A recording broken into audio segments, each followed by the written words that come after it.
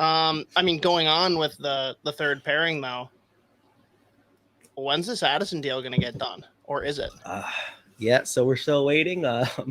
Speaking of losers that shouldn't be allowed to play because they're just not good at hockey and are uncoachable in every way. Right, yeah, they're evil. Actually, they're terrible. On and off the ice. Yeah, still waiting. And as I've said all summer, I pretty much have. I'm almost never looking at Twitter anymore. I'm not really keeping up exactly what rumors are. Like I found out about the Carlson thing, which we'll talk about for you. I found out probably an hour, 2 hours afterwards, which during the season that's never the case for me because that's all I do is. I mean, in fairness, I haven't looked at Twitter, Twitter in a couple of weeks here, right? I haven't seen any kind of traction one way or the other. Oh, yeah, I think Maynard's back. Half back. Can you still hear me? This is all right. I think I'm back. Folks. Hoppy might not be back. Maybe I'm the problem. I think you're the problem. I think I'm the problem. This is my life is a joke. I haven't seen any traction one way or the other. Have you? I have no idea. But they have I think they have 1.6 million in space now.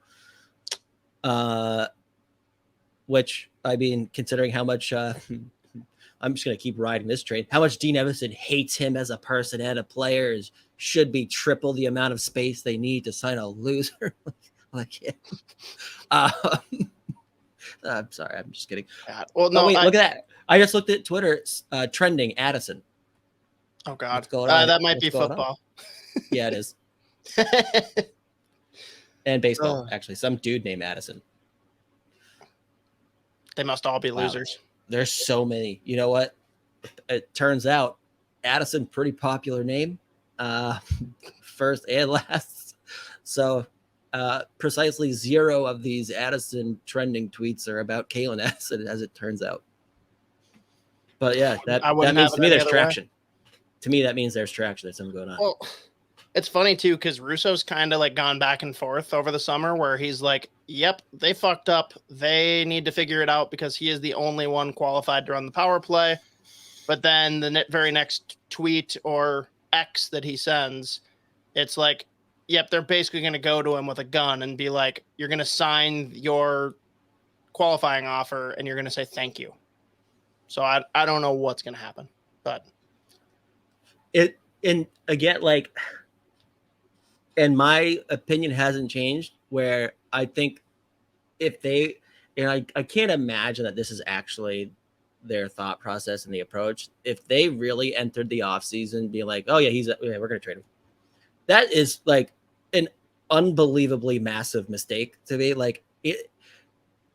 Again, as you said, we saw, yes, he has his warts, obviously, because he's a young defenseman. Quite literally the one guy that could run that power play, and he was doing it extremely well at the beginning of the year when they were actually letting him do his thing. So I know that he's going to make the turnover. He's going to make the bad play. He's going to misread. He's going to leave guys open. It's going to happen. But if it's such a mistake for a young right shot D-man who can do one of the things that's extremely hard to do in the NHL, and that you quite literally have nobody else who can do that thing as well as he does, it's such a big mistake to just resign yourself to losing him and trading him. A young D-man that runs a power play is so valuable in this league. I mean, we've seen it. There's plenty of guys that have made long careers just being able to be power play guys, the guy they traded for last year. Good for him, by the way. We'll see what happens here. Getting someone to pay him a contract. I know, dude. Toronto's we'll see if Kayla has it. What a weird collection of hockey players they've assembled again. They do this every fucking year, and they're still over the cap. Even with LTIR, I think they're over. So yeah, it's gonna be real interesting for them. Yeah, dude, Kyle Dubas is totally the fucking problem.